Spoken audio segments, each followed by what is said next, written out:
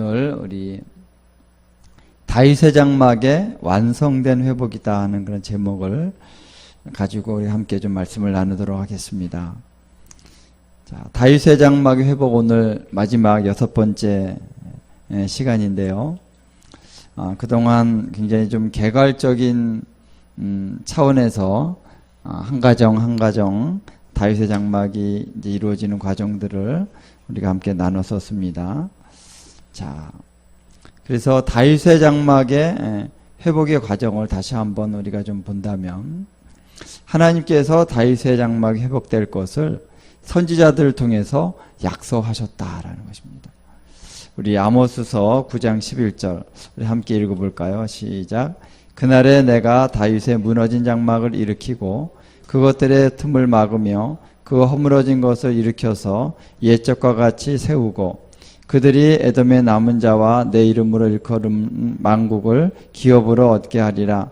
이 일을 행하시는 여호와의 말씀이니라. 아멘.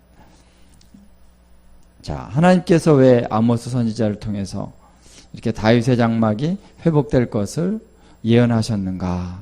그리고 다윗의 장막이 회복이 되면 남은 자들이 돌아오고 또 이방의 많은 주의 이름으로 일컫는 자들이 하나님을 찾게 될 것이다, 하나님께로 돌아오게 될 것이다 하는 그런 예언의 말씀을 하고 계신다라는 것입니다.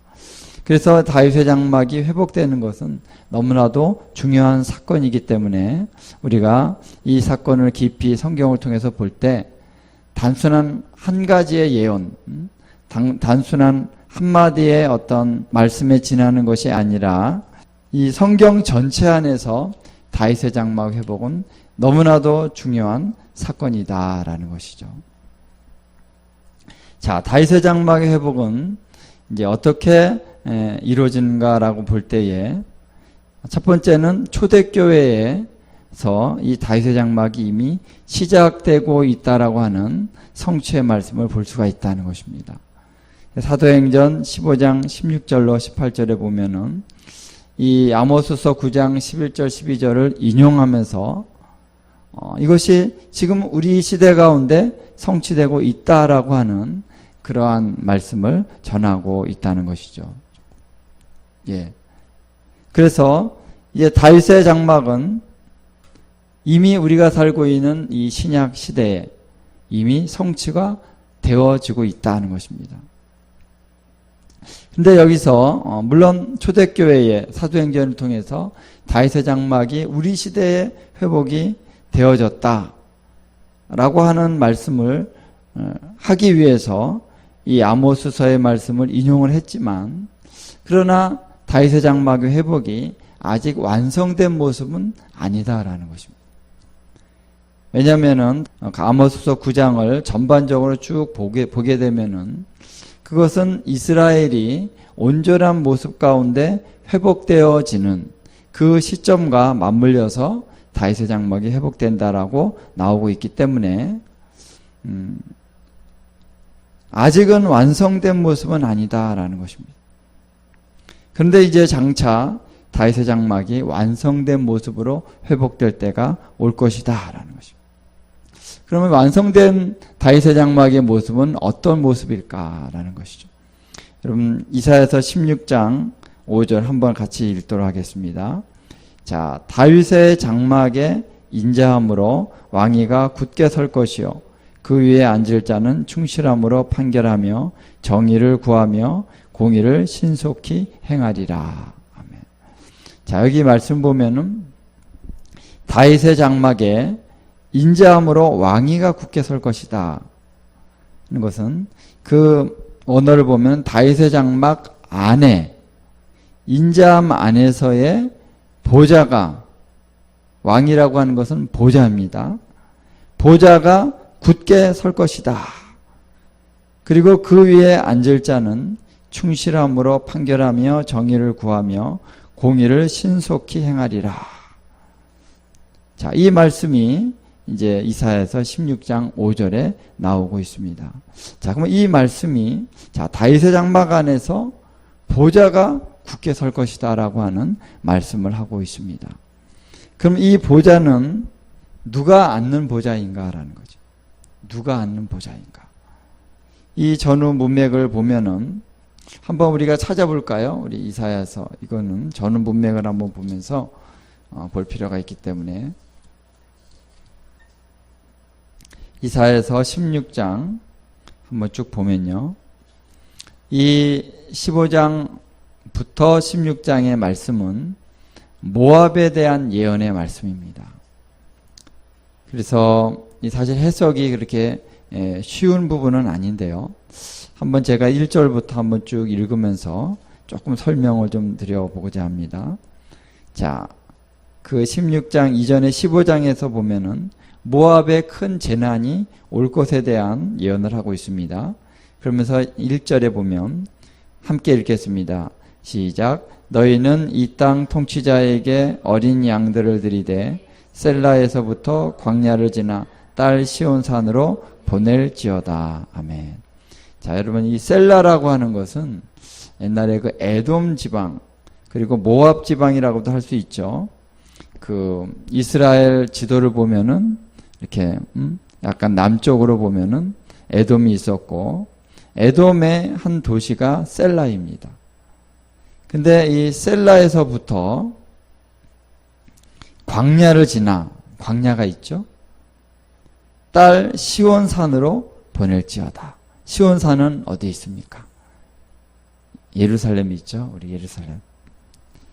그러니까 이 모압 지방 내지는 에돔 지방에서 어린 양을 들이대 시온산으로 가서 어린 양을 드리라라는 것입니다. 그것은 예루살렘에 가서 제사를 드리라라는 것이죠. 그렇죠? 그러니까 모압 지방 내지는 이 에돔 지방 이쪽은 이방 땅이죠. 이방 땅에 있는 이 모압에게 얘기하는 것입니다. 시온산으로 가서 거기서 제사를 드려라. 이게 언제 얘기냐는 거, 언제 얘기.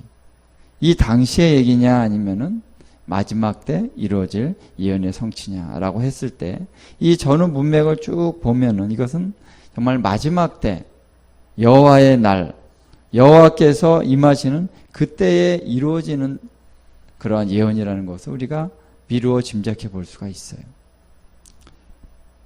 그 다음에 2절에 보면 2절 한번 읽겠습니다.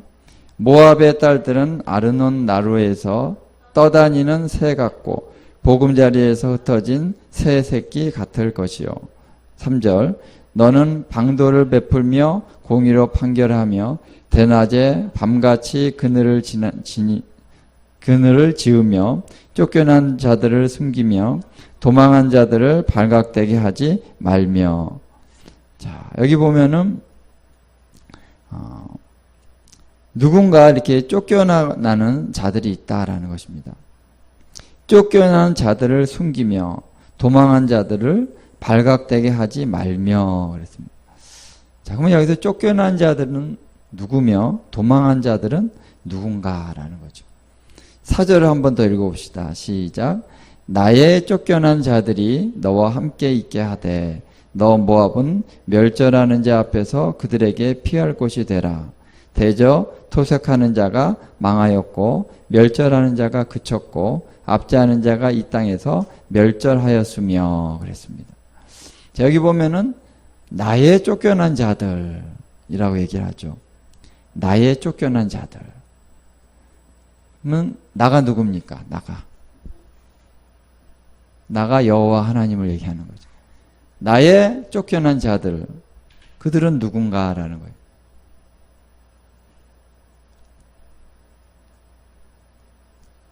이 구약의 우리 선지서들을 여러 군데를 보면은 바로 마지막 때 이스라엘 족속들이 엄청난 환란을 당하면서 그 주변으로 이쪽으로는 애굽이고 이쪽으로는 아수르 지역으로 많은 그런 이스라엘 사람들이 피난을 가게 된다라는 것입니다. 왜냐하면 큰 환란이 있기 때문에. 그래서 쫓겨난 자들이 있고 도망하는 자들이 있는데 나의 쫓겨난 자들이 이제 그 지역으로 갔을 때 거기서 너는 그들의 피할 곳이 되라라는 거예요.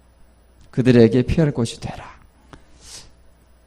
그래서 우리가 많은 분들이 이제 성경을 연구하면서 마지막 때 이 셀라 지방 또 모압과 에돔의 그 지역에서 이스라엘 족속들이 피할 수 있는 하나의 피난처가 거기에 생성될 것이다 라고 보는 것입니다. 그래서 이제 토색하는 자, 멸절하는 자가 망하고 그 압제가 그치기까지 그들을 보호하도록 하는 그런 이제 하라고 하는 그런 선포의 말씀인 것이죠. 근데 그 토색하는 자 또 압제하는 자가 언제 멸절이 되냐면은 다윗의 장막에 인자함으로 왕위가 굳게 설 때에 그때에 이제 그 토색하는 자, 멸절하는 자, 또 압제하는 자가 이제 그쳐지게 된다라는 것입니다. 그때까지 그들을 보호해 줘라 하는 그런 말씀인 것이죠. 이 구절을 이 한 구절만 보면은 그림이 좀 잘 그려지지 않을 수 있습니다. 근데 이제 선지서들을 여러분 쭉 연구해 보면은 이러한 비슷한 구절들이 많이 있고요. 또 요한계시록에도 보면은 이제 여자가 광야에 가서 이제 피신을 하죠. 그래서 거기서 양육을 받는 한때, 두때, 반때 이렇게 3년 반이라고 할 수 있는 그 기간을 거기서 이제 양육을 받으면서 피난을 하게 되는 그런 말씀이 있다는 것입니다. 그래서 그 여자는 바로 이스라엘을 가리킨다라는 것이에요. 그래서 이러한 차원 안에서 이렇게 보호를 받게 되는 그런 피난처, 그래서 피난을 하게 되는 그러한 시절이 있는데 결정적으로 그러면 언제 이런 피난처가 그쳐지게 되고 압제자로부터 이스라엘이 건져지게 되느냐라고 했을 때 바로 다윗의 장막에 보좌가 서게 될 때라는 것입니다. 그러면 이 보좌에는 누가 앉는 것이냐라는 것. 그것은 바로 메시아가 앉는 것입니다. 메시아. 그래서 성경은요, 여러분 이제 구절의 그 용어와 표현이 막 다 다르죠. 근데 전체적으로 보면은 같은 얘기를 하고 있는 경우가 참 많이 있습니다. 그래서 이것은 바로 예수 그리스도께서 마지막 때 이 땅에 재림하여 오셔서 그분이 어디에 앉으시냐라는 거예요. 어디에 앉으십니까? 그분이 바로 다윗의 장막에 세워지는 보좌에 앉으신다라는 거예요. 할렐루야. 물론 다윗의 장막이 옛날에 세웠던 다윗이 세웠던 그 똑같은 장막일까? 그거는 모르겠어요. 그때 그 천으로 만들었겠죠. 뭐 그런 건지 아니면은 다윗의 장막일지라도 좀 더 멋있게 세워질지 어떨지 우리가 물리적인 것은 잘 모르겠습니다. 그러나 어쨌든 다윗의 무너진 장막이 다시 회복이 된다라고 했을 때 그것은 영적인 차원 안에서 우리가 지금 예배를 드리면 다윗의 장막이 회복이 되는 이러한 영적인 차원에서 뿐만 아니라 지금 그렇죠. 지금은 장막이 뭐 생기는 거 아니잖아요. 그러나 마지막 때는 예수님의 재림이 그냥 영적인 차원만이 아니라 실제적으로 그분이 부활한 몸을 가지고 이 땅에 오신다라고 하는 것이 진실이라면, 사실이라면 그분의 보좌도 실제적인 보좌가 세워질 것이다 라는 것입니다. 그렇죠? 그리고 다윗의 장막도 실질적인 장막이 세워질 것이다 라는 거예요. 자, 그래서 이러한 것에 대한 하나님이 저에게 통찰을 주셨을 때, 와, 그러면 다윗의 보좌는 실질적으로 다시 세워지는 것이구나 라고 하는 것에 대한 믿음이 저에게 생겼다라는 것입니다. 자, 아모스에도 보면은 옛적과 같이 다시 세우신다. 다윗의 장막을 옛적과 같이. 그러니까 같이라고 하는 옛적과 같다라고 하는 것은요, 영적인 차원만이 아니라는 거예요. 어떤 실제적인 차원의 그 이스라엘 땅의 예루살렘에 곧 다윗의 성에 다윗의 장막이 다시 세워지고 예수님이 다시 메시아가 오셔서 거기에 보좌를 세우고 다시 통치하신다라는 것이죠. 자, 여러분 이런 얘기가 좀 처음 들어보신 분도 있을 거고 뭐 예수님이 뭐 부활하셨는데 뭐 그렇게 꼭 인간의 모습처럼 나타나게 될까? 그렇게 우리가 퀘스천을 달 수 있습니다. 그러나 우리 하나님의 이 예언의 말씀은 아주 실제적으로 일어날 것이다. 여러분 우리가 이렇게 얘기하는, 제가 이런 얘기를 하는 것을 유대인들은 어렵게 생각하지 않습니다. 유대인들은요, 메시아가 실제로 오실 거라고 믿어요. 인간의 모습으로. 근데 또 너무 인간적인 차원에서만 생각해서 예수님이 오셨을 때, 예수님이 곧 바로 그 시간에, 그 시대에 다윗의 보좌에 앉아서 통치하고 다스리는 이 예언이 그 시대에 온전히 이루어질 거라고 이제 유대인들은 생각을 했습니다. 그래서 예수님이 왕자에 앉으셔야 되는데 다윗의 보좌에 앉으셔서 실질적인 이 로마의 제국도 다 없애버리시고 이스라엘 나라를 다시 세우시고 이스라엘의 왕이 되셔야 되는데 예수님이 그냥 십자가에 달려 그냥 죽으셨단 말이에요. 연약한 모습으로. 그러니까 유대인들은 어떻게 생각하냐면 이 사람은 메시아가 아니다 이렇게 생각했어요. 왜? 예언대로 이루어지지 않았으니까. 그랬죠? 자, 그러나 성경에 보면은 메시아가 사실은 먼저 십자가에서 고난을 당하신, 이사야 53장에 보면 그가 찔림은 그가 상함은, 이 예언이 먼저 이루어져야 될 것을 그들은 몰랐던 것이죠. 자, 하나님은 예언의 말씀대로 성취하신 것입니다. 그래서 메시아는 한 번 오시는 게 아니라 두 번 오시는 것이다. 이거를 몰랐던 거죠, 유대인들은. 그러니까 바로 그 당시에 메시아가 왕으로 좌정하셔야 되는 거예요.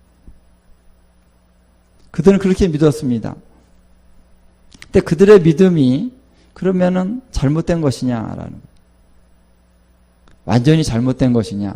우리가 흔히 생각하는 것처럼 예수님은 영적으로 우리를 구원하시는 분이시지, 뭐 이 세상 왕이 되셔가지고, 그 이스라엘 땅에 왕자를 세우시고 보좌에 앉으시고 이런 건 아닐 거야.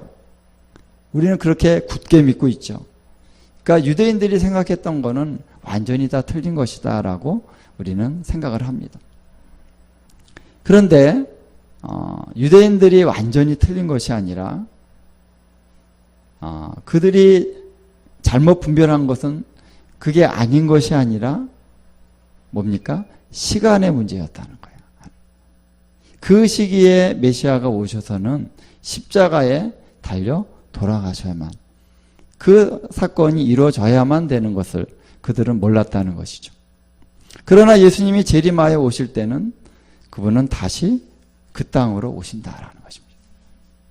그래서 예언의 말씀대로 다윗의 보좌에 그가 앉으실 것이다 라는, 그것이 바로 예언의 말씀인 것이죠. 자, 그래서 킹덤이라고 하는 것은 실질적으로 왕이 통치하는 것을 의미하는데 그 왕이 실질적으로 오신다는 것입니다. 여러분, 우리의 믿음이 어떤 믿음입니까? 제가 옛날에 오래됐죠. 어떤 분하고 얘기를 하는데 예수님의 재림이 어떤 식으로 이루어지냐면 그냥 예수님이 이렇게 공중에 오셔가지고 성도들이 예수님을 믿는 자들은 공중으로 들려 올라가서 그 다음에 하늘로 가신다. 이 땅은 불바다가 된다. 이렇게 막 얘기를 하더라고요. 그래서 그게 아니다라고 막 얘기하다 보니까 굉장히 좀 논쟁이 되더라고요. 그래서 조금 하다가 말았는데 이 사람은 안 되겠다. 얘기가 안 통한다. 근데 성경에 보면은요, 분명히 예수님은 다시 오신다 그랬어요. 근데 오신다고 하는 건 뭡니까? 너희가 이제 올려감을 본 그대로 다시 오시리라. 이게 천사들이 사도행전에서 얘기를 하고 있죠. 그러면 예수님이 다시 오신다는 거는요, 공중으로 왔다가 가는 것이 아닙니다. 어디로 오는 것입니까? 땅으로 오시는 거죠. 하나님 말씀이 분명히 그렇게 되어 있습니다. 땅으로 오시는 것입니다. 그렇죠? 그리고 구약의 말씀을 보면은 보다 더 구체적이고 보다 더 분명하게 얘기하고 있어요. 그분이 오셔서 다윗의 보좌에 앉아서 통치하실 것이다 라고 성경은 얘기하고 있습니다. 근데 우리가 그걸 이건 다 상징이야, 상징. 이렇게 얘기해버리면은 안 되는 거죠. 하나님 말씀은요, 우리가 정확하게 해석을 해야지. 하나님의 말씀을 우리 생각으로 다 이렇게 해가지고 다 상징이야, 비유야, 이런 식으로 다 치부해버린다면은 우리의 믿음의 이 근간이 다 흔들려 버립니다. 예수님의 재림이 아까 얘기한 그런 식으로 된다라고 얘기했을 때는요, 이 하나님의 말씀 전체가 다 왜곡될 수밖에 없고, 수많은 예언의 말씀들이 메시아가 다시 이 땅에 와서 통치한다는 수많은 말씀들이 있는데 그 말씀을 다 어떻게 해요? 부정하게 되는 것이다. 그럼 이 성경 자체가 부정되는 것이죠. 물론 이제 사도 바울도 그런 말씀을 하시잖아요. 고린도전서 15장에 만약 부활이 없다면 우리의 믿음의 모든 근간은 다 가짜가 된다, 이런 말씀을 하시죠. 그래서 고린도전서 15장에 보면 부활에 대한 말씀을 쫙 얘기합니다. 아주 자세히 얘기합니다. 예수님이 부활의 첫 번째 열매였다. 그렇죠? 그 다음에 우리 믿는 자들이 두 번째 열매가 되는 거예요. 할렐루야. 언제요? 예수님이 재림하실 때. 근거를 성경을 통해서 찾아볼 필요가 있는 거죠. 자, 15장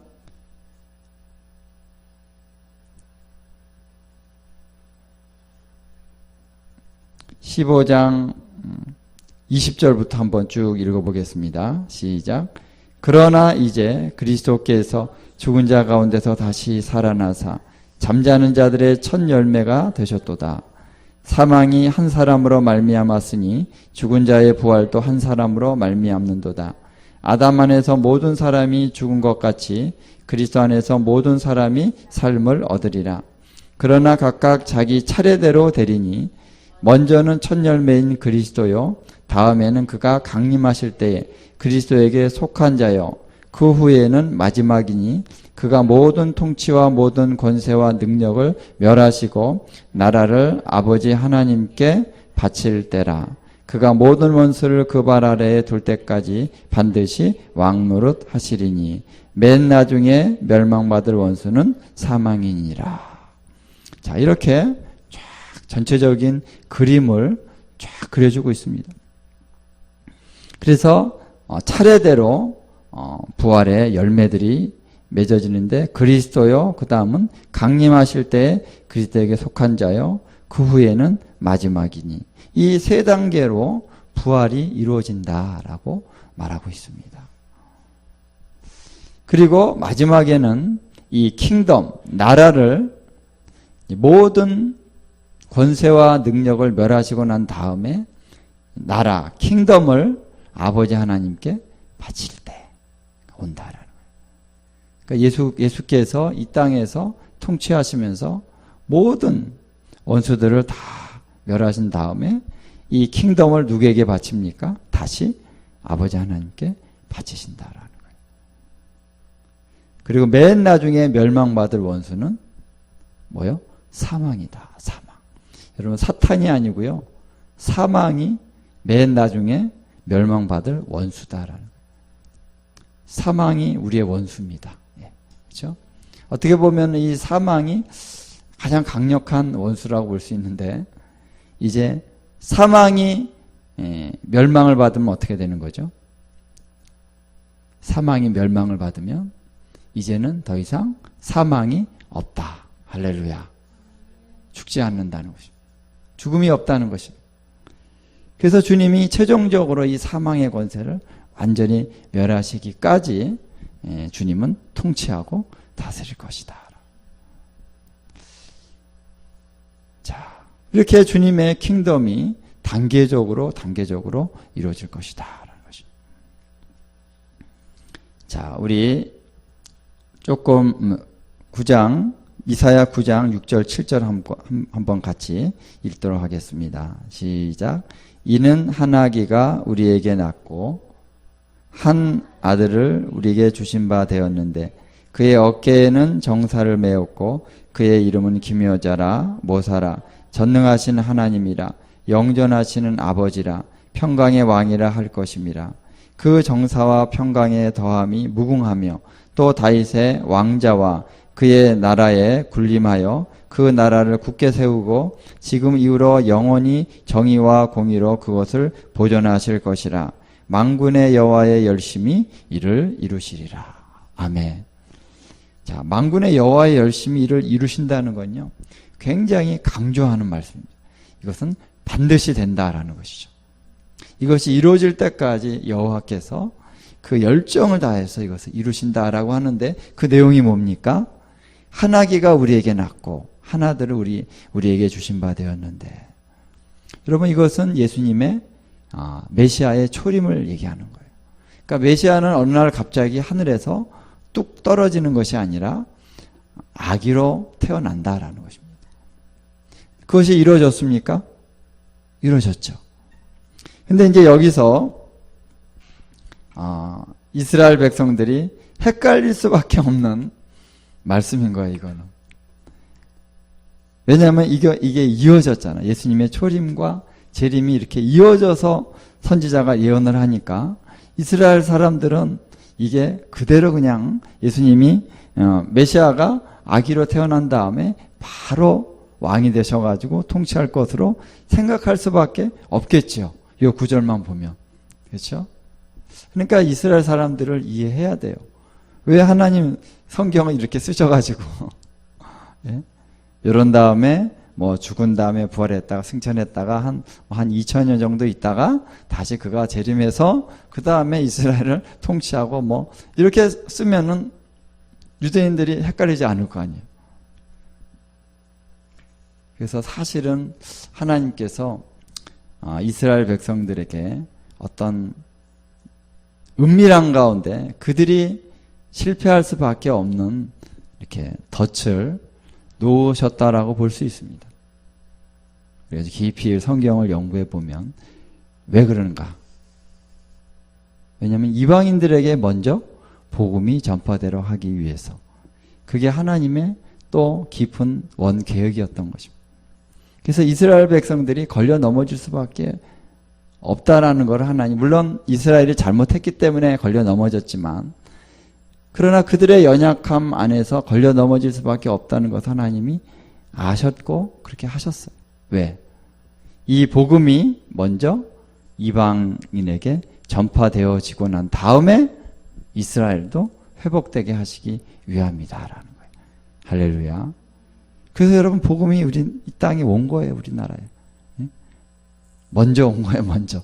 이스라엘 백성들이 아직 메시아를 알지 못하고 막 고난과 환난과 홀로코스트와 이런 고난과 재난과 이런 것을 당하고 있는 이 시기 가운데 우리는 벌써 복음을 받고 복음의 어떤 은혜와 영광을 이미 누리고 있는, 이것이 하나님의 섭리이고 하나님의 은혜입니다. 자, 그래서 이제 이러한 초림의 사건 이후에 재림의 사건 이후에 이루어질 하나님의 그 메시아의 통치에 대한 예언이 나오고 있죠. 그의 이름은 기묘자라 모사라 전능한 하나님이라 영존하시는 아버지라 평강의 왕이라 할 것입니다. 그 정사와 평강의 더함이 무궁하며 또 다윗의 왕자와, 이게 보좌를 얘기하는 거예요. 똑같은 단어입니다. 다윗의 보좌와 그의 나라에, 그의 킹덤에 군림하여 그의 나라, 그의 킹덤을 굳게 세우고 지금 이후로 영원히 정의와 공의로 그것을 보존하실 것이라 그랬습니다. 할렐루야. 보좌가 세워질 것이다. 그리고 그의 킹덤이 영원할 것이다. 할렐루야. 이제는 그 이후로는 그의 킹덤, 그의 나라가 영원히 통치될 것이다 라는 것을 성경이 여기서 얘기하고 있다라는 것입니다. 사실 이 주제는요, 오늘 굉장히 간단하게만 얘기하는 거예요. 왜냐하면 성경 전체를 봐야 됩니다. 신구약 전체를 쭉 봐야 되기 때문에 우리가 이후에 이 주제는 또 계속 우리가 나눌 것입니다. 그래서 하나님의 이 통치, 하나님의 킹덤이라고 하는 것에 대한 계시는 성경 전체를 통해서 쭉 보여지고 있는 것인데, 특별히 다윗의 장막과 또 그 안에 세워질 보좌와 관련해서 오늘 말씀을 보는 것입니다. 하나님의 킹덤은 이렇게 다윗의 장막의 회복을 통해서 그 회복과 맞물려서 이루어진다라는 것, 실현된다라는 것입니다. 왜냐하면은 다윗의 장막 안에 언약궤를 의미하는 그런 다윗의 하나님의 보좌가 그 안에 세워지기 때문에 그렇다라는 것. 보좌, 그렇죠? 우리가 전에도 제가 여러 번 얘기했습니다만 장막 안에 보좌가 있다는. 그래서 다윗이 그 언약궤를 모셔와서 자기의 장막에 딱 세웠다는 그 사건은 바로 마지막 때에 이루어질 이런 다윗의 그 장막, 하나의 장막을 세우시고 거기에 메시아의 보좌가 거기 세워질 것에 대한 하나의 예표적인 사건이다라는 것입니다. 그래서 하나님이 다윗의 장막은 굉장히 중요한 의미로 얘기를 하는 것입니다. 메시아가 거기에 보좌를 세우고 통치하는 그 통치가 실질적으로 시작된다는 것입니다. 할렐루야. 보자만 어떤 그러한 액세서리로 세우는 게 아니죠. 사람들 보라고 실제로 거기에 메시아가 앉아서 통치를 시작한다라는 것이죠. 자, 그래서 그 그림을 주님은요, 미리 구약시대 때 이 그림을 우리들에게 보여주신 거예요. 이것이 마지막 때 이루어질 것이다. 그래서 통치가 시작되어지면 이제 신속하게 이 원수의 세력들이 끝장나기 시작한다는 거예요. 깨어져 나가기 시작한다는 거예요. 그리고 마지막 그 원수가 누구라 그랬죠? 사망. 계시록에 보면은 그것이 굉장히 자세하게 나와 있습니다. 그래서 사탄이, 예수님이 재림하여 오신 다음에 사탄이 묶여서 어떻게 해요? 무저갱에 갇히게 되는 거죠. 몇 년 동안? 1000년 동안. 그래서 1000년 동안 사단이 활동을 못하는 거예요. 그래서 1000년 동안 어떠한 통치와 어떠한 회복이 일어날 것인지 아주 자세히 성경은 얘기해주고 있지는 않아요. 그러나 어쨌든 주님이 1000년 동안 통치하는데 이 1000년 동안의 통치를 통해서 이 땅에 놀라운 회복이 있게 될 것이다 하는 거죠. 그리고 1000년이 끝나면서 사단이 잠깐 풀려났다가 다시 사람들을 충동해가지고 대적을 하면서 다시 하나님께서 징계하시고 심판하시고 이 사단을 어디로 옮깁니까? 영원한 불로, 영원한 지옥불로 보내는 것이죠. 그 다음에 음부와 사망, 또 불못에 던져짐으로써 사망이 심판을 받고 멸망을 받게 된다라는 것이죠. 그러면서 이제 모든 원수들이 다 평정이 되는 것입니다.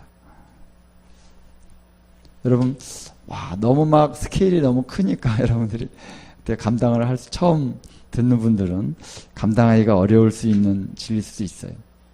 스케일이 큽니다. 그러나 여러분 믿음으로 우리는 바라볼 수 있습니다. 그때가 반드시 이루어질 것이다. 할렐루야. 자, 그래서 다윗의 장막에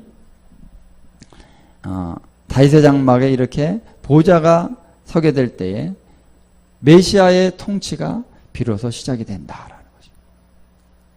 여러분, 유대인들은 이 메시아의 통치가 이렇게 전 지구적이고 전 세계적인지는 파악을 못했을 것 같아요. 그래서 우리 이스라엘 나라의 회복 정도, 이렇게 로마로부터 우리가 좀 해방이 돼서 자유를 얻는 이런 정도의 메시아의 통치를 그들은 생각했기 때문에 어떤 스케일이 좀 작았던 거죠. 그래서 진정한 하나님의 뜻을 이해하지 못했을 것입니다.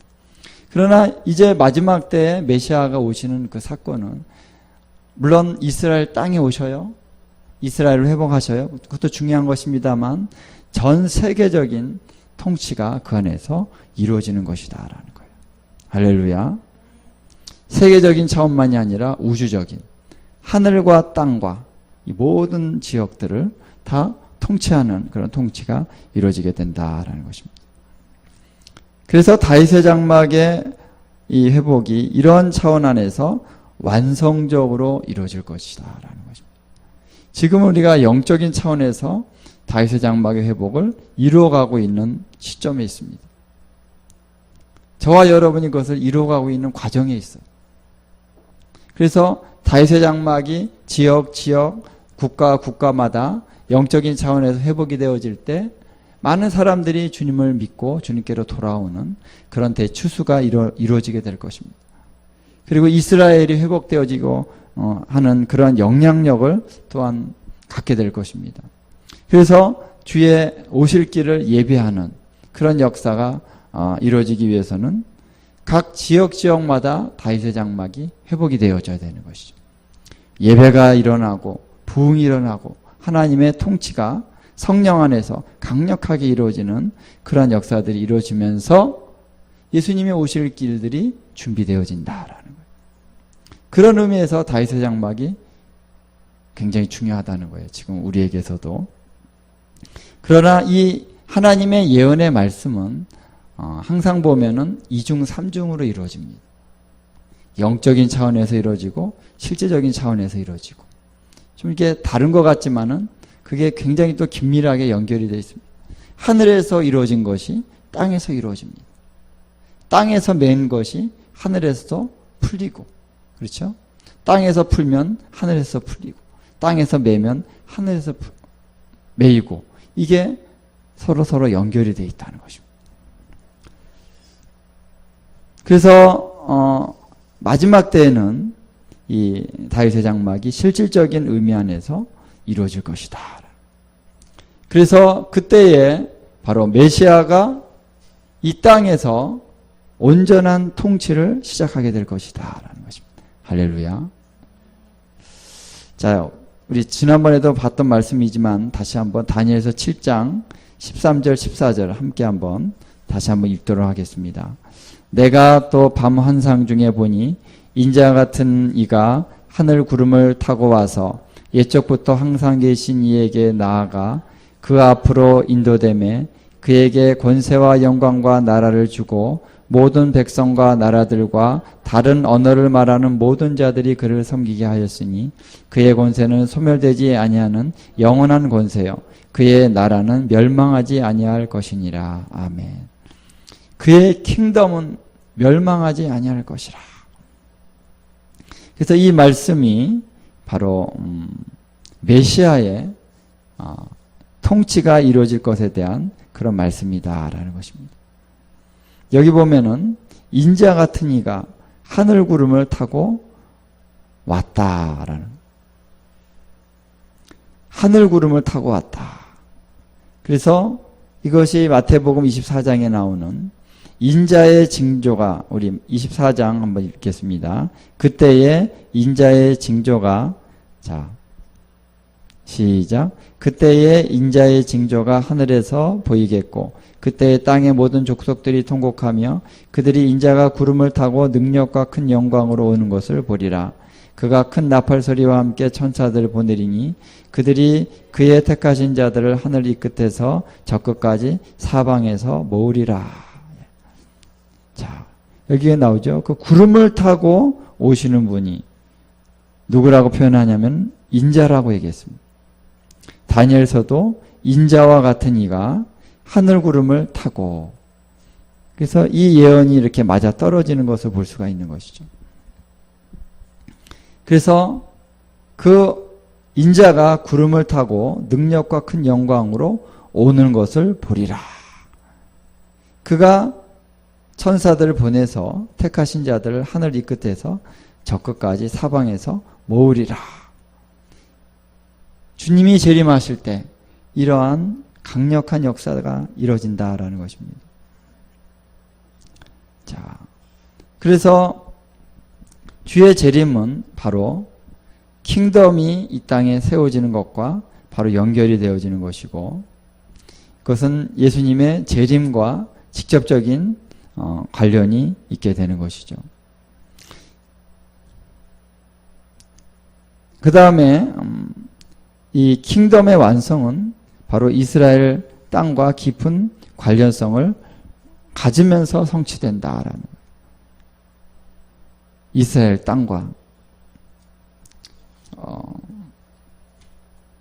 아까도 제가 말씀드렸습니다만 이스라엘 땅과 관련이 된다는 것이죠.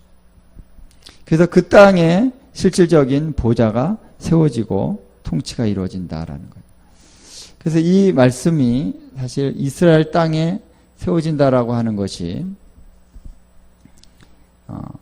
이 계시록에 분명하게 이렇게 딱 나타나고 있지는 않습니다만, 이 계시록을 그래서 많은 분들이 상징으로 보는, 상징적으로 해석하게 되는 이유가 뭐냐면은 계시록에 그것이 뭐 분명하게 뭐 이스라엘 땅에 온다 이런 것을 강조하는 구절이 없어요. 그러다 보니까 굉장히 상징적으로 해석을 하게 되는 경향이 있을 수가 있는데, 그렇기 때문에 여러분, 우리가 이제 계시록을 해석하기 위해서는요, 이런 원칙이 필요합니다. 어떤 원칙이 필요하냐면은, 자, 우리 성경의 말씀 전체 66권을 우리가 한번 전체적으로 본다면은, 이 66권의 기초가 되는 말씀은 어떤 말씀이냐면은 모세 오경입니다. 예수님의 대해서 나오는 그 사복음서가 뭐 기초라고 우리가 생각할 수 있는데, 보면은 먼저 창세기, 출애굽기, 레위기, 민수기, 신명기 이 5개의 성경이 뭡니까? 기초가 되는 거예요. 여러분, 이게 없으면 어떻게 됩니까? 우리 성경에서 그 모세오경이 딱 떨어져 나가면은 우리의 이 믿는 하나님이 어떤 하나님? 이상한 하나님이 되는 거예요. 이상한 하나님. 하나님이 이 땅을 창조하셨고 하늘과 땅을 창조하셨다부터 시작을 해야 되는 것이죠. 그렇죠? 안 그러면은 우리가 여기 뭐 미신, 잡신, 뭐 이상한 종교들 많잖아요. 그거랑 하나님이 동격으로 뭐 그냥 될 수가 있는 소지가 있는 거예요. 하나님이 계시긴 계시는데 좀 세네. 그래서 옛날에 우리 예수 믿는 사람들을 보면서 저 사람들 좀 센 귀신을 섬기는 사람들이다. 저 사람이 믿는 귀신이 내가 믿는 귀신보다 더 세네. 막 그러면서 예수님 믿은 사람도 있어요, 처음에. 근데 그거는 우리의 관점에 어떤 부족한 어떤 부분인 것이죠. 예수님이 센 귀신입니까? 아니죠. 이 땅과 하늘을 창조하시는 하나님이시라는 그 기초가 분명하게 우리가 세워져 있지 않냐면 우리의 믿음이 그냥 예수 믿으면은 다른 종교보다 우리가 더 힘이 있고 더 축복이 다른 종교보다 더 축복을 많이 받고 그러니까 내가 예수님 믿어. 이러한 신앙은요, 우리의 기초가 너무나도 쉽게 흔들릴 수 있는 거예요. 어느 날 내가 기도했는데 응답이 안 왔어. 하나님 살아계시지 않나 봐. 아니면 하나님 별로 이렇게 사랑의 하나님이 아닌가 봐. 근데 옆에 있는 무당부타는 사람들은 굿을 한번 했더니 뭐가 착착 착착 이루어졌어요. 어떻게 돼요? 저기를 힐끔힐끔 보게 된 그런 신앙으로 우리가 신앙생활 한다면 그거는 정말 어처구니 없는 거죠. 기초가 없는 겁니다. 우리의 말씀의 기초는요, 창세기, 출애굽기, 레위기, 민수기, 신명기, 이 모세오경이라는 거예요. 그래서 이 말씀이 기초가 돼서 그 다음에 말씀이 첨부가 되는 것입니다. 그 기초 위에 여호수아, 그 다음에 사사기 이후의 말씀들이 쫙 이렇게 역사서의 말씀이 이스라엘 역사서의 말씀이 쫙 이렇게 그 위에 얹혀지는 것입니다. 그래서 이스라엘의 역사를 제대로 이해하려면은 이 창세기를 제대로 이해해야 돼요. 모세오경을 제대로 이해해야 됩니다. 그래서 여러분은 하나님이 이스라엘 나라를 택하셔서 세우셨잖아요. 모세오경을 통해서 보면 그들을 왕 같은 제사장으로 거룩한 나라로 이스라엘을 세웠다라는 그 관점이 어떤 관점으로 보느냐, 그걸 우리가 새롭게 해야 됩니다. 그동안 저도 그랬지만 이 이스라엘에 대해서 어떻게 생각하면 이스라엘은 이제 끝났어. 하나님이 한때 이스라엘을 택하신 이유는 뭐냐면은 메시아 예수님이 태어나게 하시기 위함이고 그걸로 끝난 거야. 이제 이스라엘의 사명은 다 끝났어 라고 생각을 했다는 것입니다. 근데 어느 날 보니까 이스라엘 나라가 다시 세워졌네. 다시 독립했고 다시 세워졌잖아. 그 주변 나라들이 가서 막 공격을 하는데도 이스라엘 나라가 없어지질 않아요. 그 조그만 나라가 강대국들이 막 침략하는데도 없어지질 않고 계속 존속하네. 이거 어떻게 된 거야? 내가 이해하는 신학으로는 이게 없어져야 되는데, 이스라엘이 빨리 없어져야 되는데 라고 많은 사람들이 생각했다는 겁니다. 근데 이스라엘 나라가 없어지지 않습니다. 왜 없어지지 않습니까? 이스라엘 나라가 다시 세워진 것은요, 하나님의 약속의 말씀 때문에 세워진 거예요. 이스라엘이 열심히 잘 살았기 때문이 아니라, 그렇죠? 미국이 도와주고 영국이 도와줬기 때문이 아니라 하나님의 약속의 말씀이 있었기 때문에 이스라엘 나라가 독립했다는 거예요. 그리고 망하지 않습니다.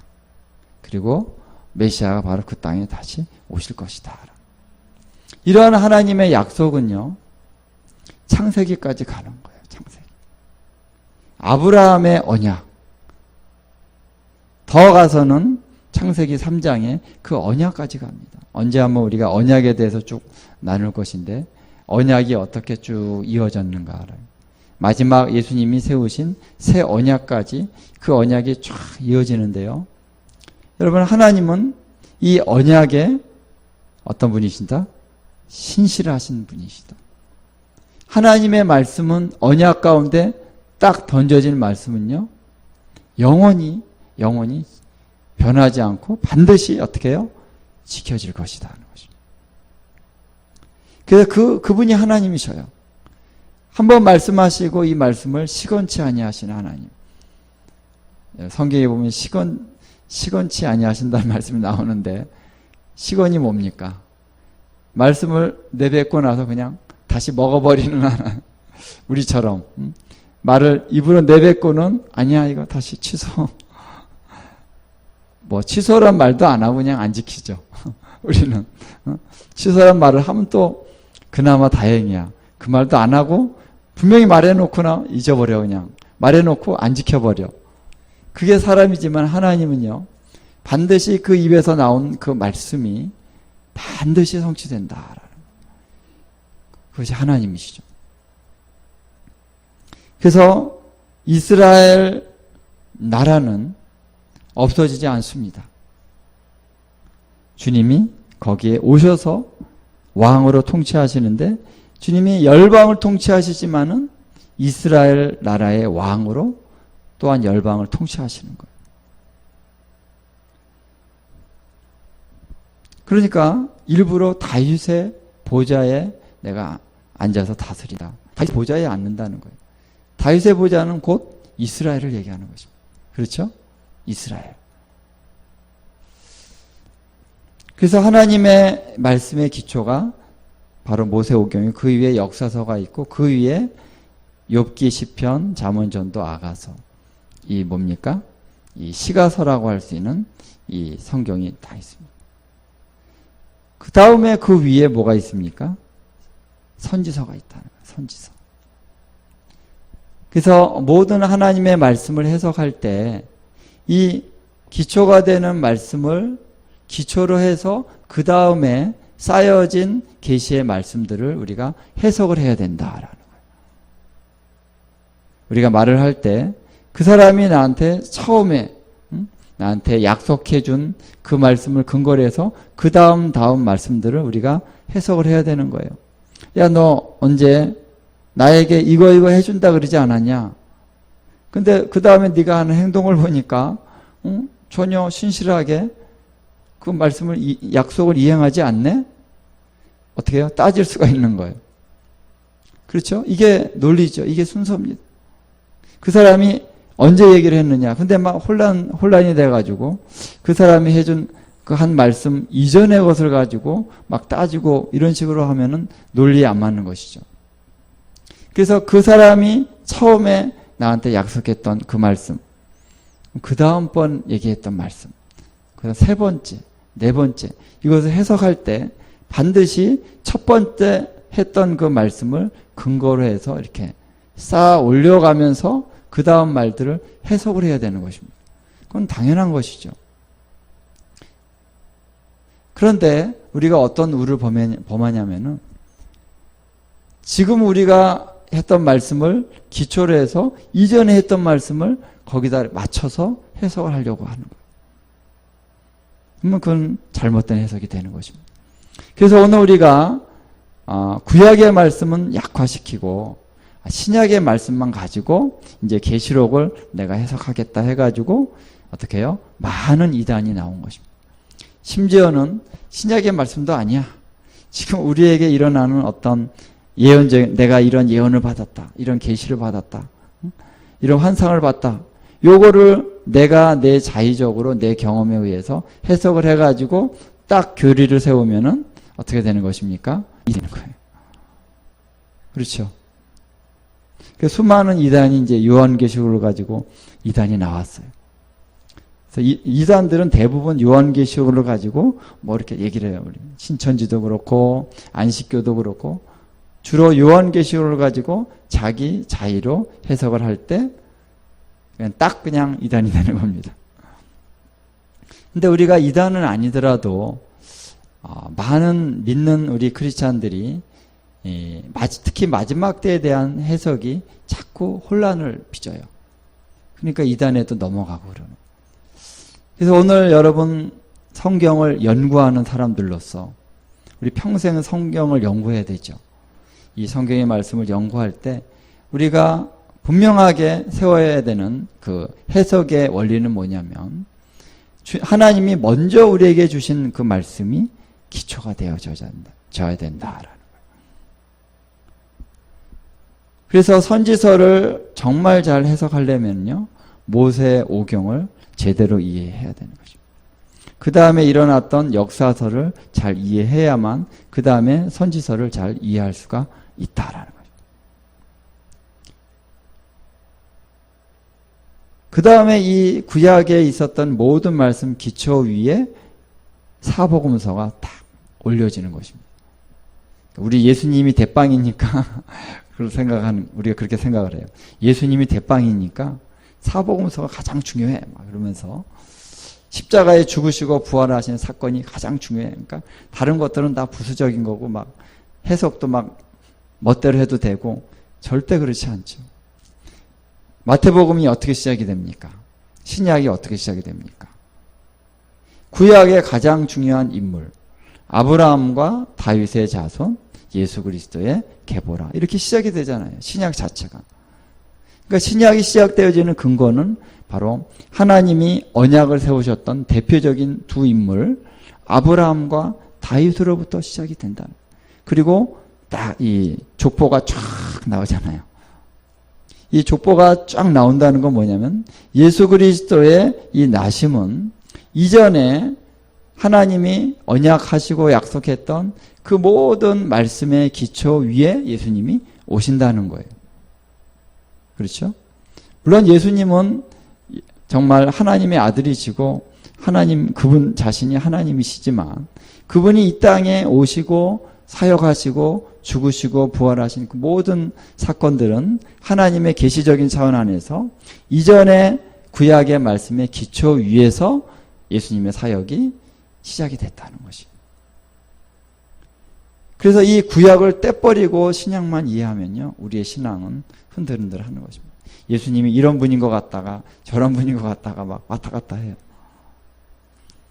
그래서 여러분, 이건 굉장히 중요한 것인데, 그래서 우리가 하나님 말씀을 연구하고 배우고 공부하고 이게 굉장히 중요합니다. 이 말씀이 기초가 없는 사람들은요, 한때 뜨거웠다가 막 올라갔다가 어느 날 식어지면 막 저기 끝까지 막 저 밑에까지 떨어져요. 올라갔다가 막 내려갔다가 정신이 없어요.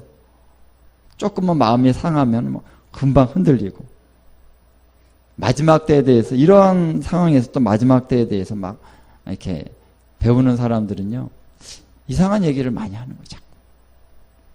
그래서 오늘 우리는 어떤 한 사람이 뭐 소위 말해서 기적을 행하면서 얘기했다고 해서 그걸 믿는 것이 아니라, 물론 그러면 더 신빙성이 있을 수 있겠지만 우리의 기초는 하나님의 말씀이다.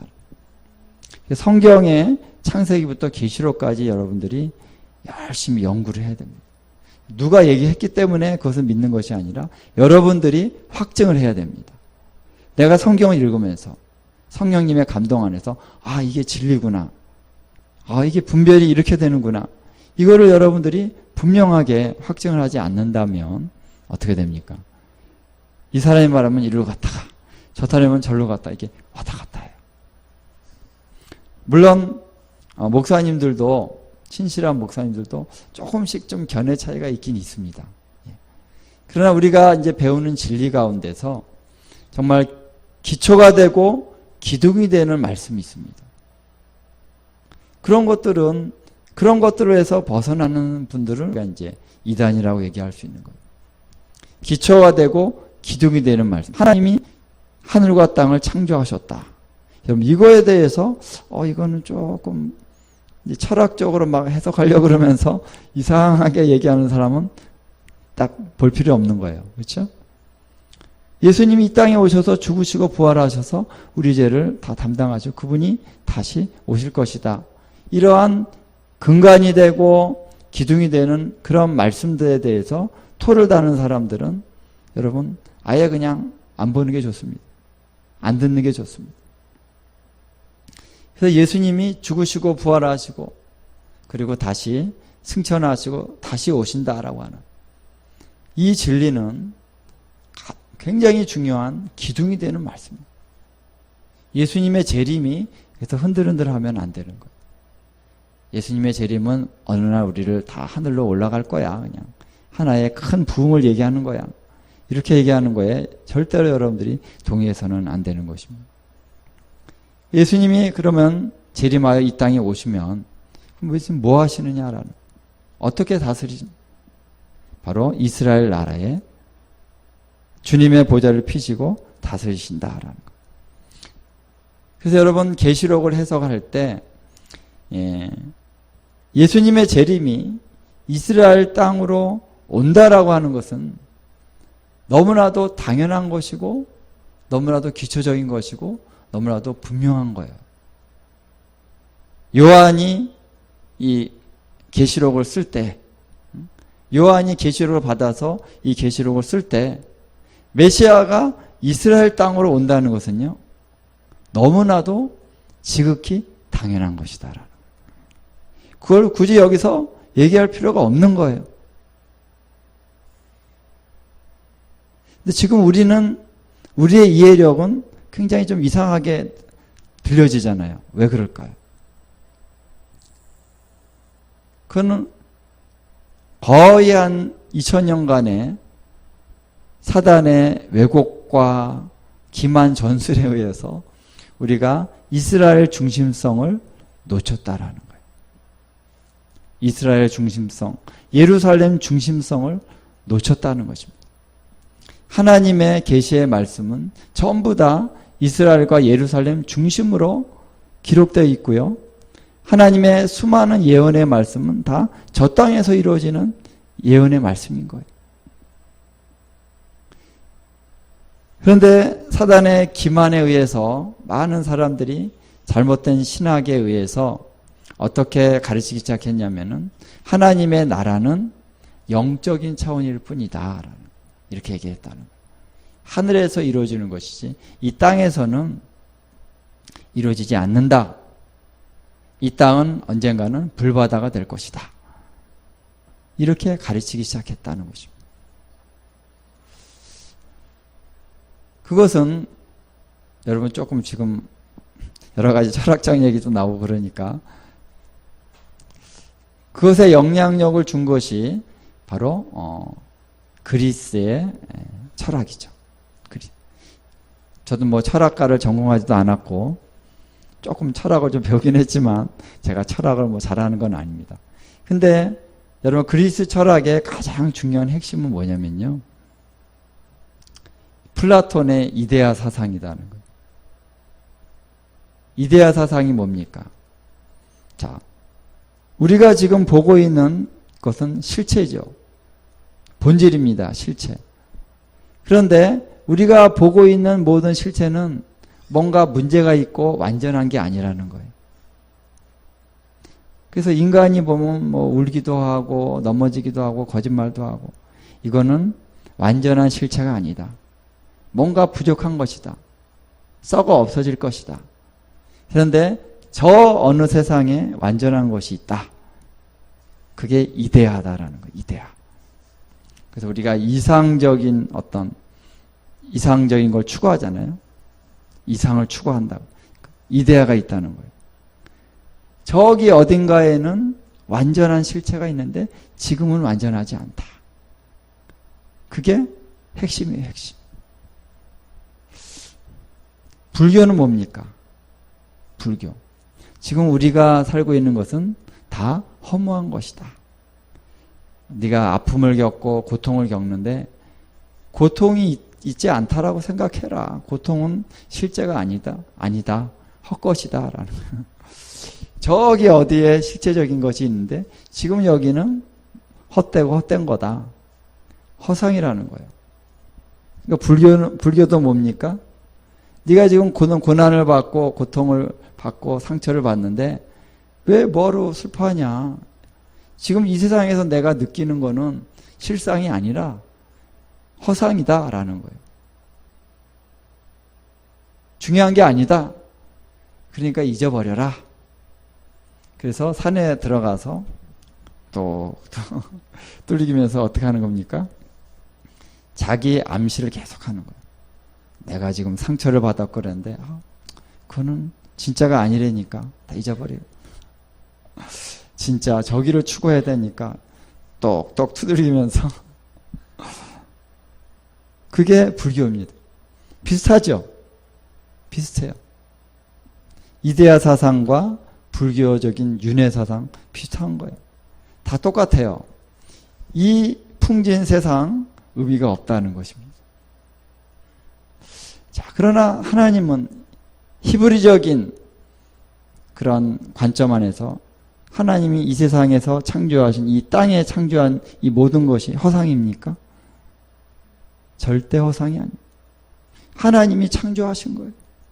내가 오늘 느끼는 아픔, 이게 허상입니까? 실질적인 아픔이에요. 아픔엔 의미가 있는 거예요. 내가 왜 아플까라는 고통이 있는 거예요. 뭔가 내 안에 일어나는 어떤 열정이 있고 열망이 있는 거예요. 그것은 하나님의 창조하신 뭡니까? 그 하나님의 형상 가운데서 내가 느끼는 어떤 아픔에 어떤 의미가 있는 것입니다. 그것이 의의 줄이고 목마름일 수도 있고 뭔가 내가 생각하기에 부족한 부분도 있지만 어떠한 하나님의 가치가 있는데 이 가치가 지금 실현되지 못하고 있는 것 때문에 아프고 슬픈 거죠. 하나님의 형상을 가진 자로서 우리가 느끼는 그거는 의미가 있는 것입니다. 우리가 이 세상에서 기뻐하고 즐거워하는 거, 이거는 너무나 중요한 것입니다. 우리가 맛있는 것을 먹고 밥을 먹고 중요한 겁니다. 이거 이런 거는 다 하찮은 거고 기도하고 예배하고 그래서 이것만 중요한 게 아니에요. 오늘 어떤 음식을 먹느냐, 이것도 너무너무 중요한 것입니다. 할렐루야. 이 땅에서 이루어지는 모든 것들이 다 중요한 것인데 이데아 사상에 의해서 이것들은 중요하지 않다라고 생각해 버리는 거예요. 그렇게 그리스의 철학에 영향을 받은 자들이 이제 예수님을 믿었는데 성경을 이제 이런 식으로 해석을 하는 거예요. 이런 식으로 해석을 하다 보니까 이 땅은 중요치 않다. 하늘만 중요하다. 우리가 이제 이 땅에서 예수님 믿으면 우리 이제 하늘로 간다. 이 땅이 있을 필요가 없다. 이렇게 생각하기 시작한 경향들이 점차 이렇게 짙어지면서 성경의 말씀을 바르게 연구하면은 진짜 그게 아닌데도 그냥 철학에 의해서 하나님의 말씀이 계속 어떻게 해요? 왜곡되기 시작한다는 거예요. 여러분, 우리 인간이 그런 짓을 잘합니다. 하나님 말씀 분명히 나와 있는데도 내 경험에 의해서 이건 아닌 것 같아 그러면서 조금씩 자기의 상황에 맞게 하나님 말씀을 왜곡하기를 잘하죠. 그럼 누가 고통을 당하는 겁니까? 내가 고통을 당하는 거죠. 하나님의 말씀은 그대로 이루어지는 실체이면서 현실입니다. 그래서 그 관점이 다시 회복되어질 필요가 있는데 저에게도 그러한 관점이 영향을 주었어요. 저도 신학을 배웠고 저도 한국 사람이니까 한국에 이런 황천길 가는 사상이 있잖아요. 불교적인 영향도 있고. 그런데 이것을 하나님이 딱 깨닫게 해주시고 다시 성경을 보다 보니까요. 결코 그렇지 않다. 성경이 그렇게 절대 그렇게 얘기 안 했다는 거예요. 성경은 분명히 하늘과 땅을 하나님이 창조하셨고 이 땅이 영존한다는 것입니다. 물론 마지막 그 시간에 땅이 이렇게 정화되는 시간이 불로 풀어져서 땅만이 아니라 하늘도 이 하나님의 그 심판의 불로 인해서 완전히 어떤 변형을 이루는 정화되는 시간이 있다는 거예요. 새 하늘과 새 땅이 됩니다. 그것은 정화의 의미가 있는 것이죠. 완전히 새로워집니다. 그러나 이 자체가 없어지는 것이 아니라 하나님의 불로 말미암아 정화되는 것이죠. 새로워지는 것입니다. 정결케 되는 것입니다. 그리고 우리는 다시 땅에서 살게 될 것이라고 저는 믿습니다. 어떤 땅? 새 땅. 그렇죠? 새 하늘과 새 땅 온다 그랬잖아요. 새 하늘과 새 땅에 들어가리라. 새 하늘로 들어가리라. 그렇게 안 하셨잖아요. 새 땅이 온다. 새 하늘과 새 땅입니다. 그렇죠? 그것이 우리의 소망이기도 한 것이죠. 소망입니다. 소망. 얼마나 놀라운 소망입니까, 여러분? 우리가 감이 잘 안 와서 그렇지 놀라운 소망. 그래서 여러분 계시록을 해석할 때 바로 이 기초가 잘 세워져야 된다는 거예요. 근데 창세기부터 기초가 잘 안 세워지면은 땅은 이렇게 의미가 없는 거야. 우리가 다 예수 믿고 하늘로 갈 거야. 이런 식으로만 생각을 해서 창세기를 잘못 이해하게 되면은 여러분 우리가 잘못된 마지막 때에 대한 계시가 나온다는 것이죠. 자, 우리 계시록의 말씀을 우리가 몇 구절을 우리 보도록 하겠습니다. 20장 4절부터 6절. 여기에 예수님의 재림하여 오신 이후에 1000년 동안의 통치에 대한 분명한 말씀이 여기 나타나고 있다라는 것이죠. 자, 함께 우리 4절로 6절 함께 우리 읽도록 하겠습니다. 또 내가 보좌들을 보니 거기에 앉은 자들이 있어 심판하는 권세를 받았더라. 또 내가 보니 예수를 증언함과 하나님의 말씀 때문에 목배임을 당한 자들의 영혼들과 또 짐승과 그의 우상에게 경배하지 아니하고 그들의 이마와 손에 그의 표를 받지 아니한 자들이 살아서 그리스도와 더불어 1000년 동안 왕노릇하니 그 나머지 죽은 자들은 그 1000년이 차기까지 살지 못하더라. 이는 첫째 부활이라. 이 첫째 부활에 참여하는 자들은 복이 있고 거룩하도다. 둘째 사망이 그들을 다스리는 권세가 없고 도리어 그들이 하나님과 그리스도의 제사장이 되어 1000년 동안 그리스도와 더불어 왕노릇 하리로다. 아멘. 여러분, 이 말씀이 얼마나 실제적입니까? 이게 상징이라고 볼 수 있는 여지가 있을까요? 얼마나 실제적입니까? 이 말씀이 하나의 상징이고 이건 영적으로만 이루어지는 것이다. 아니면 지금 이 시대에 지금 이루어지고 있다. 이렇게 얘기한다면 하나님의 말씀의 어떤 이 정확성이라는 것이 상실돼 버립니다. 모호하게 되는 거야. 두리뭉실하게 됩니다. 그러면은 하나님 말씀 코에 걸면 코걸이, 귀에 걸면 귀걸이가 돼버려요. 그러니까 이단들은 그렇게 하나님 말씀을 그렇게 사용하잖아요. 그러면 절대 안 되는 것이죠. 물론 상징적인 그 해석의 깊이의 차원이 있을 수 있습니다. 그러나 근거가 없고 그냥 이렇게 아무렇게나 해석을 하는 것은 절대 아닌 것이죠. 자, 이 1000년 동안이라고 하는 기간이, 자, 그러면은 지금을 얘기한다. 지금 우리가 1000년 동안의 통치를 하고 있는 거다. 특별히 이제 무천년주의자들은 이렇게 얘기합니다. 무천년주의자.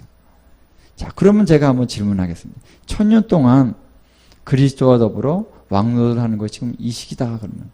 자, 그러면 여러분, 그 위로 쭉 올라가면 2절에 용을 잡으니 곧 옛 뱀이요 마귀요 사탄이라 잡아서 1000년 동안 결박하고 무저갱에 던져 넣어 잠그고 그 위에 임봉하여 1000년이 차도록 다시는 만국을 미혹하지 못하게 하였는데 그 후에는 반드시 잠깐 노일이라. 1000년 동안 마귀가 어떻게 해요? 무저갱에 어떻게 던져 넣어서 갇힌 바 됐고 만국을 어떻게 해요? 미혹하지 못하게 하리라. 그러니까 1000년 동안 마귀가 만국을 미혹하지 못한다는 거예요. 그러면 지금 마귀가 우리를 미혹하고 있습니까? 미혹을 안 하고 있습니까? 지금 사단의 활동이 있습니까? 없습니까? 있잖아요. 그럼 2000년이 이 같은 맥락에서 같은 1000년인데 2000년이 지금을 의미한다 그러면은 지금 마귀가 이렇게 미혹을 못하는 일이 없어야죠. 지금 마귀가 우는 사자와 같이 두루 삼키자를 얼마나 찾고 있습니까? 예? 마귀들의 졸개들이 지금도 판을 치고 막 무당구슬하고 얼마나 많이 하고 있습니까? 그런데 안 맞잖아요. 성경 말씀이 안 맞죠. 그러니까 반드시 1000년 동안의 통치가 어떻게 해요? 있을 것이다.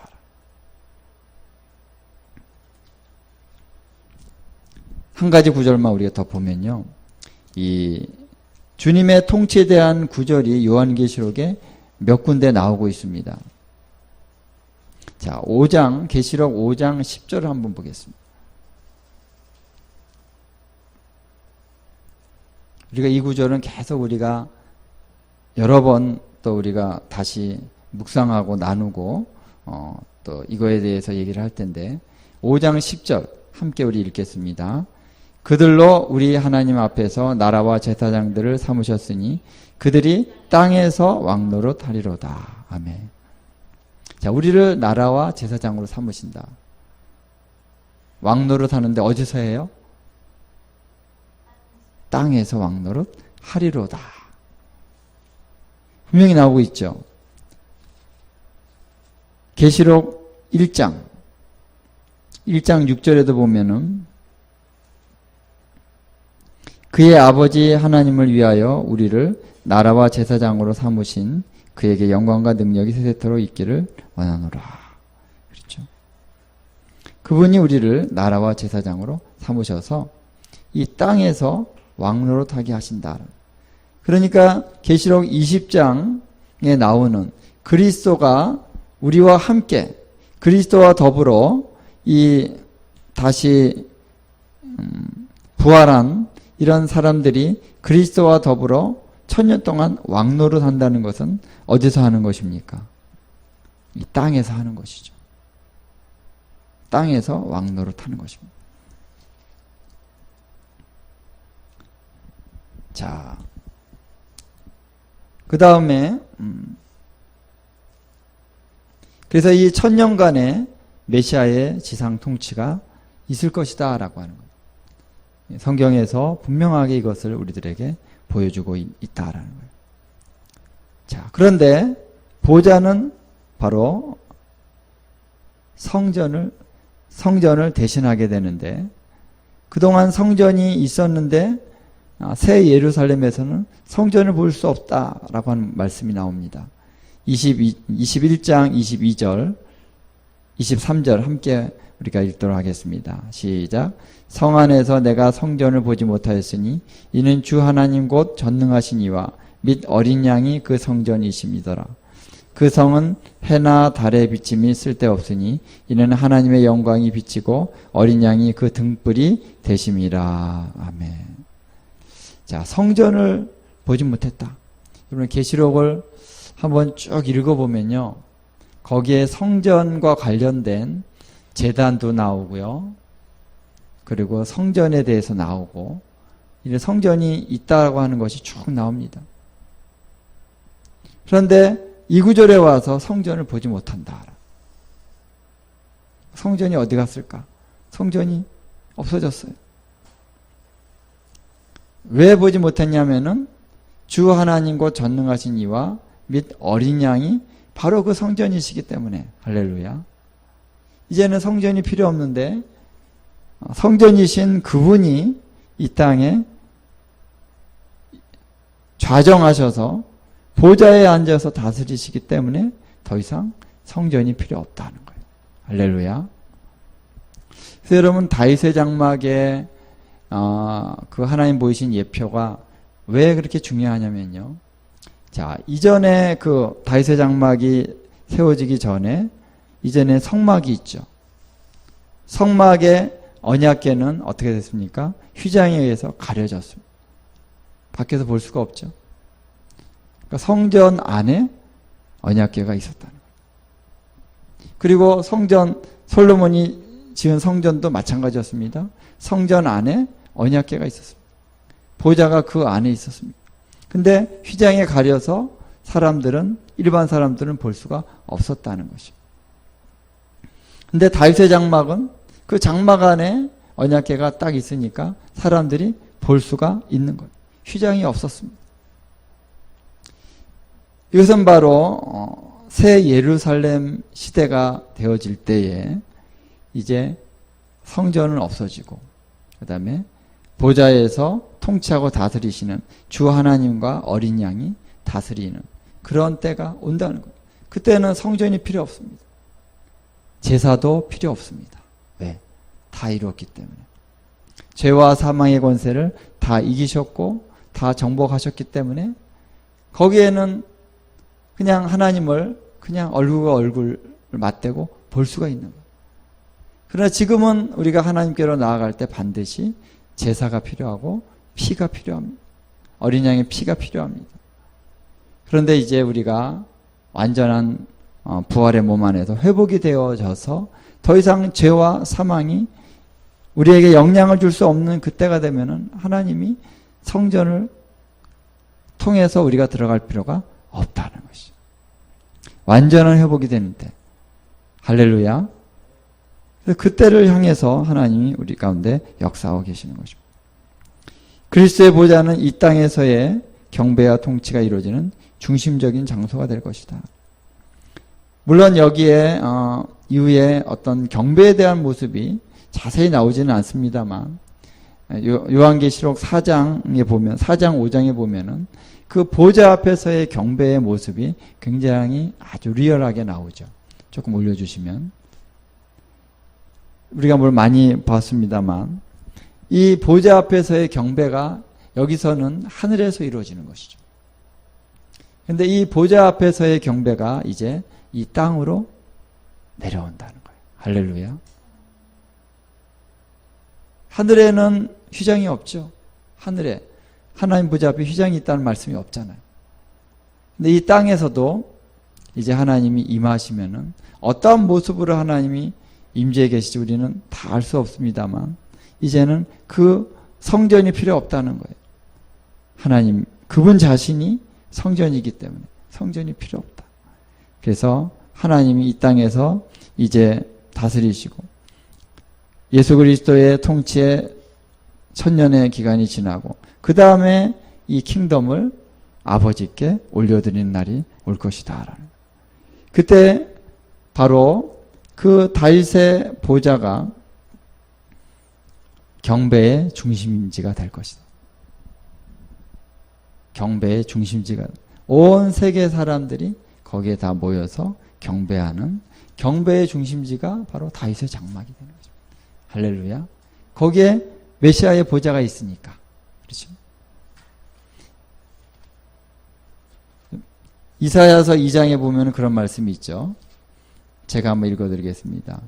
말일에 여호와의 전의 산이 모든 산 꼭대기에 굳게 설 것이요.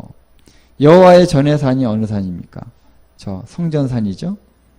저 산이 모든 산 꼭대기에 굳게 설 것이요.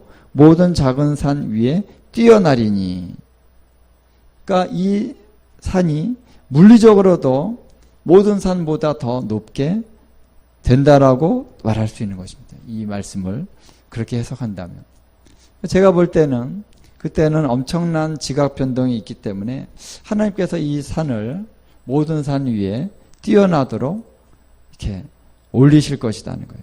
융기가 일어난다는 것이죠. 그리고 만방이 그리로 모여들 것이라. 지금은 예루살렘 어떻게 만방이 모여들기가 좀 쉽지 않습니다. 예. 가면 뭐 작아요. 우리 도봉산보다 더 적어요. 우리 한국에.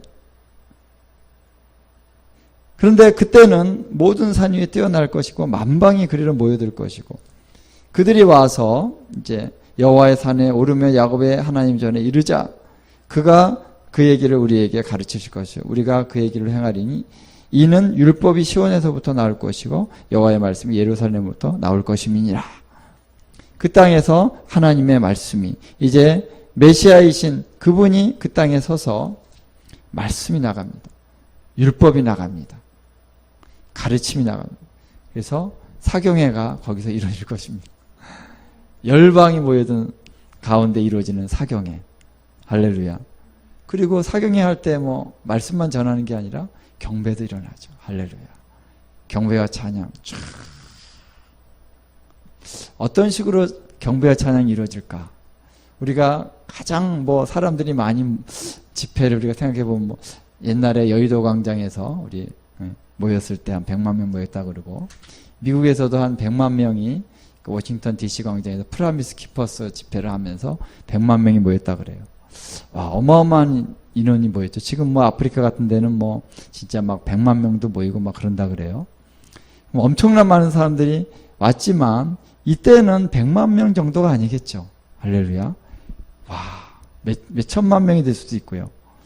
이런 사람들이 쫙 모였는데 참 스피커 시설은 어떻게 될까? 그때는 뭐 주님이 알아서 하시겠지.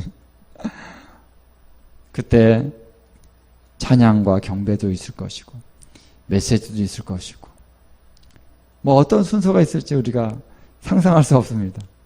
그때 누가 또 예배 인도자가 누가 또 세워질까 모르겠어요. 우리 김민환 전사님 딱 그때 예배 인도자는 할렐루야. 첫날은 우리 김민환 전사님, 둘째 날 우리 서정권 목사님이 다 가시고 셋째 날은 우리 지훈 형제가 다 할렐루야 인도할 수 있고 엄청난 일들이 일어나겠죠. 상상이 가십니까?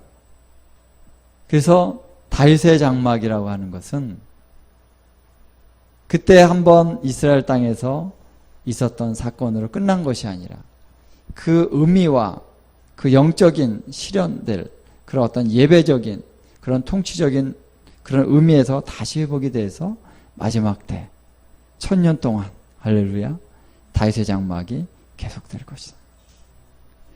거기서 일어나는 예배, 그 예배 가운데 하나님의 통치, 어마어마한 역사가 하늘에서뿐만 아니라 이 하늘에서의 그 보좌가 이 땅으로 내려와서 이 땅에서 그 보좌 앞에서의 놀라운 통치가 주님의 이름 안에서 놀랍게 이루어질 것입니다.